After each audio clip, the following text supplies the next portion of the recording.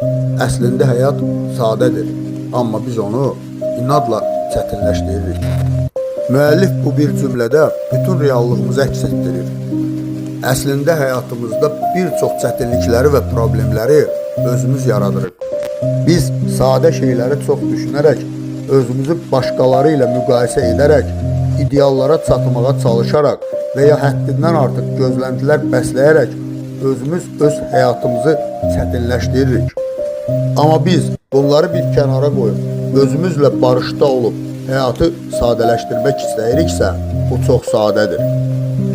İndiki ana, olduğun ana fokuslanmaq, məqsəd və istəkləri sadə saxlamaq, nəzarət edə bilmədiyin hər şeyi buraxmaq, başqalarının fikirlərinə yox, öz iç səsinə qulaq asmaq.